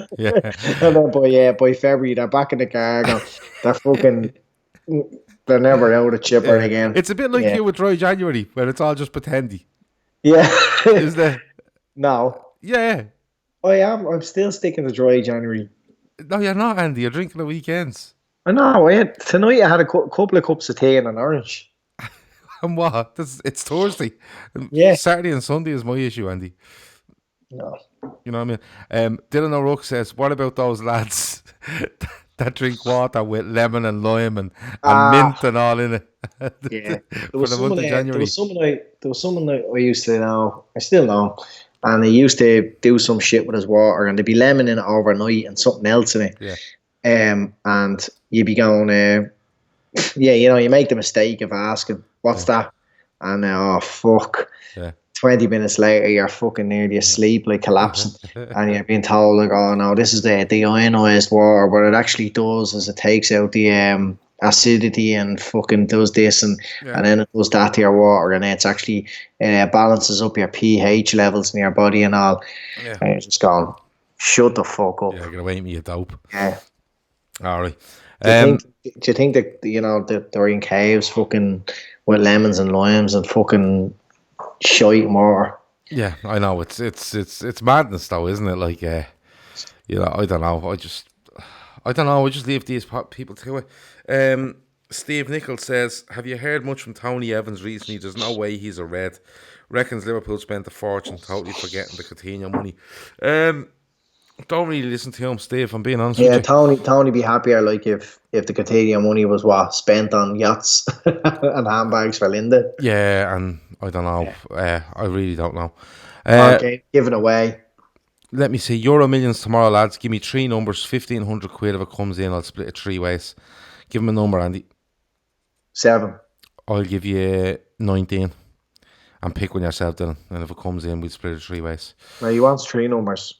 Well, you give me another number. 21. And I'll give you 15. Add it together as That's 36. 4.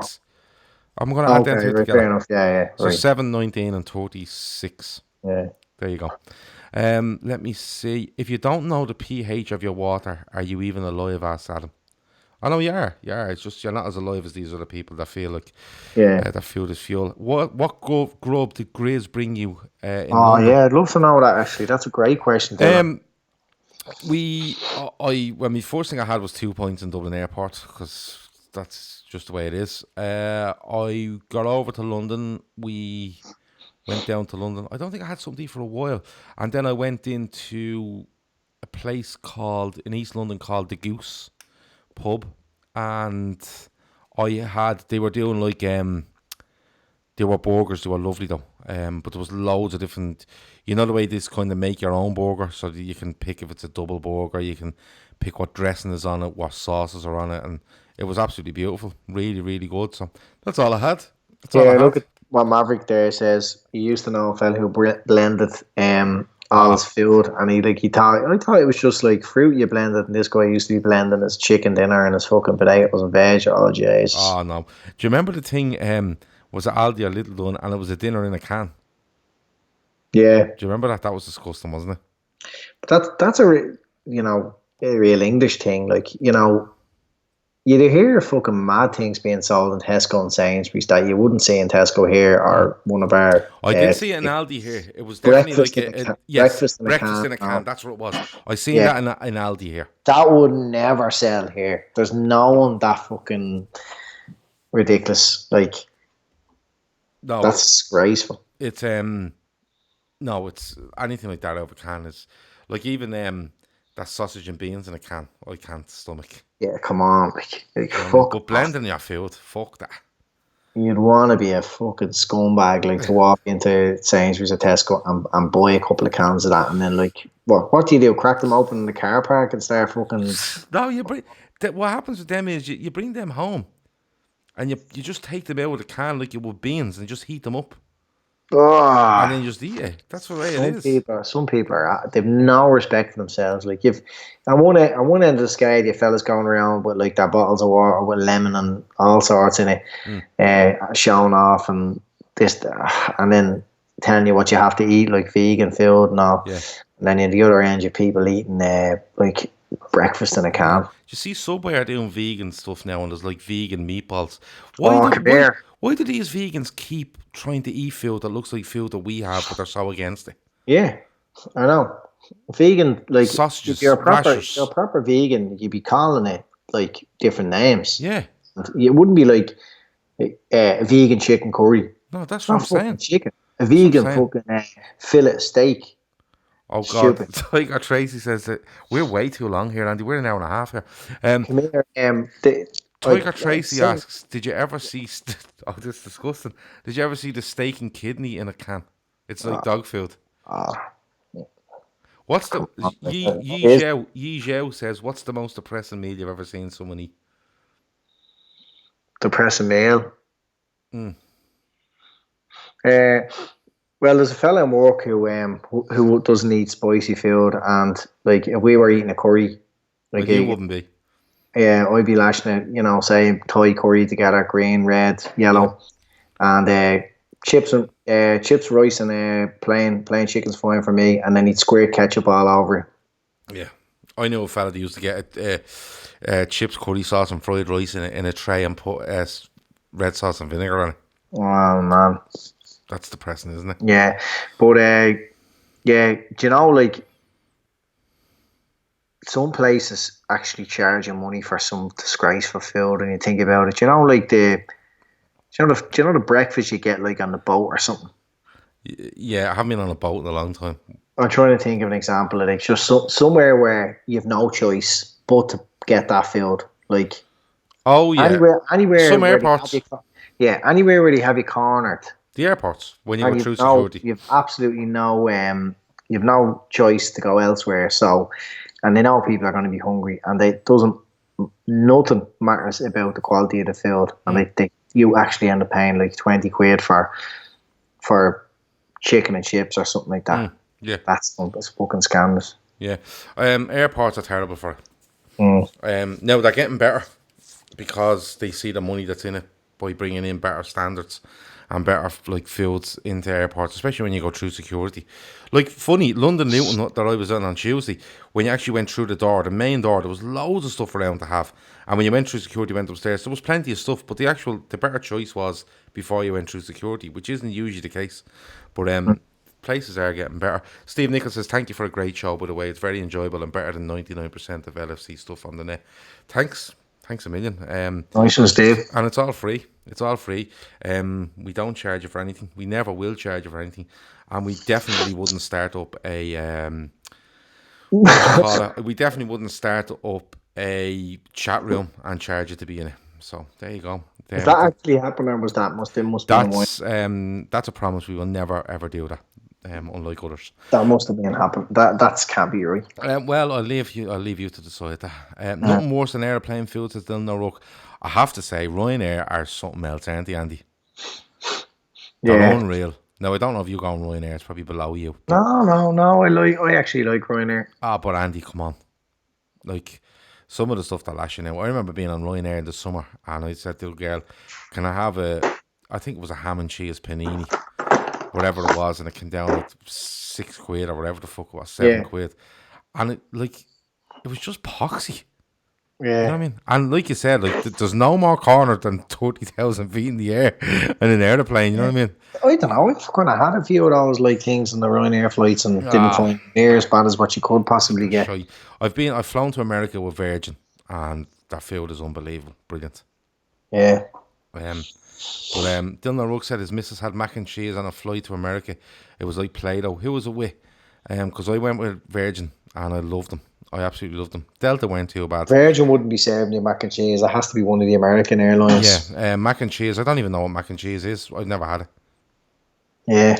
So there you go. Laxmax61 says, I've heard that promise before. What promise is that? Oh, is it the one that'll always be free? Oh, we'll never put anything.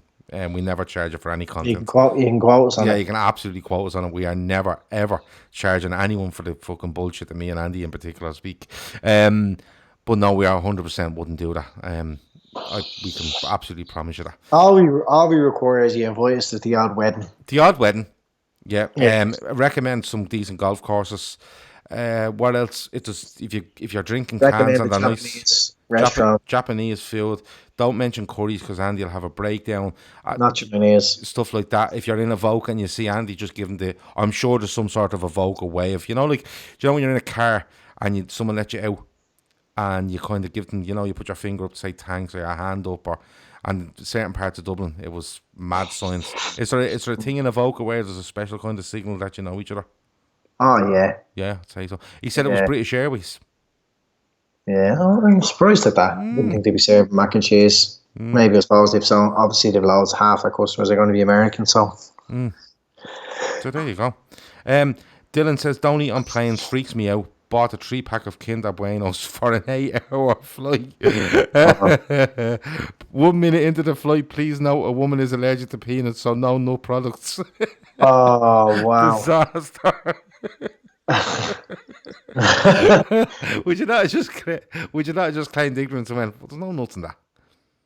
Kinder Bueno, and people mad on their demands, like. Oh yeah. Imagine having 12 Kinder Buenos staring at you for 8 hours because some went up the front. Count? What?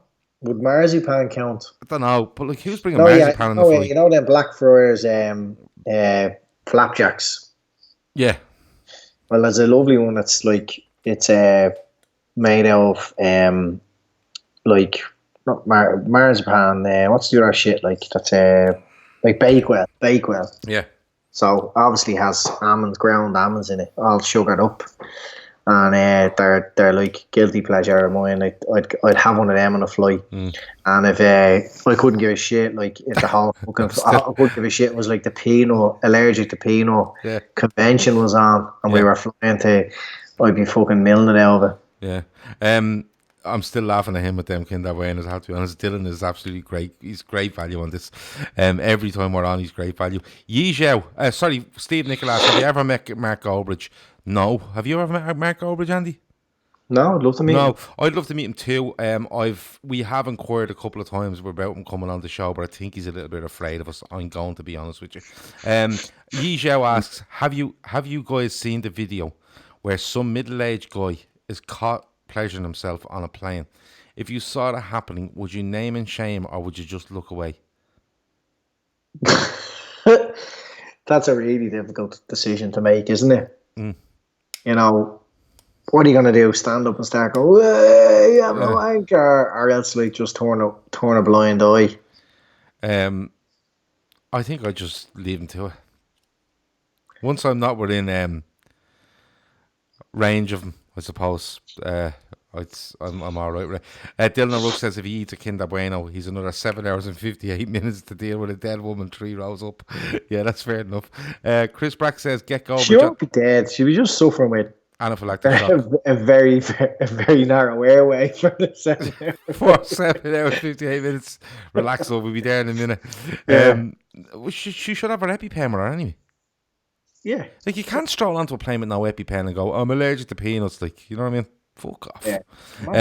Imagine you got on a plane like and just said, no vegans. Yeah. Everybody on this flight has to eat meat. Yeah.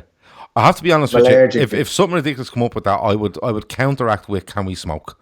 Because I'd get through it. Do you know what I mean? Yeah. I genuinely would. If you're banning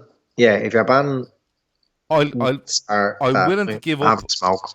If you are allergic to chicken and chicken is on the menu, I'm willing to give it up for this 10-hour flight to Vegas, but I am going to smoke. I think that's fair. Look, Dylan Rourke says that he was on a flight to Canaries and a fella kept smoking in the toilet. The police came to take him on arrival. Oh my God. Like, are people so fucking stupid? Yeah. And I'm a smoker, like, you know me, Andy. You know when you hear the air hostess announcing that this is a no smoking flight and there's alarms in the toilet, and you think to yourself, There's He's no. throwing an arm around the Why toilet. are they saying this? Nobody is going to fucking do that. Yeah, And then, lo and there behold, is. some asshole is going to. Chris Brack says, get Goldbridge on the show. I reckon he'd be good value. I think he'd be great value.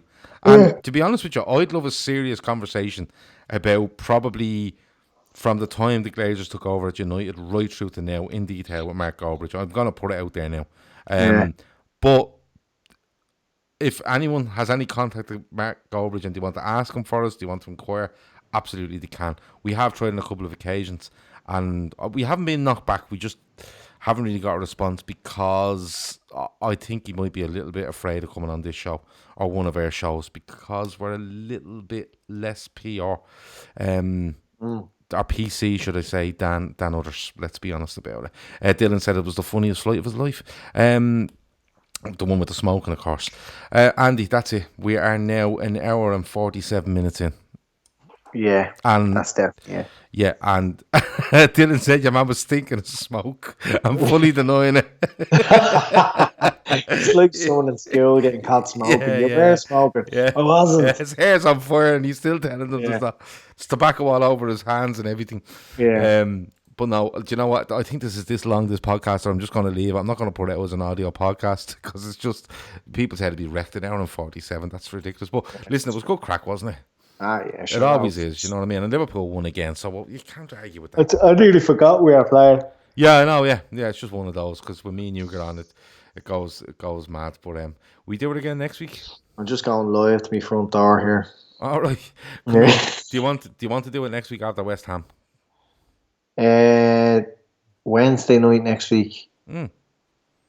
I'd have to say I have a lot of work to do. I don't believe you. I think that's a lie, but anyway. Let's see. Okay, cool. Right, well, listen, that's been the FB4 Daily. Thanks a million for joining us. Thanks a million for, if you stuck with us from 10:15 till 2 minutes past midnight, you are an absolute gent or a lady or you're just brilliant. Yeah, it's been good. Liverpool have won again. 16 clear, game in hand. It's we're on the final road to the countdown now, lads. It's coming. 8 more wins. Over and out.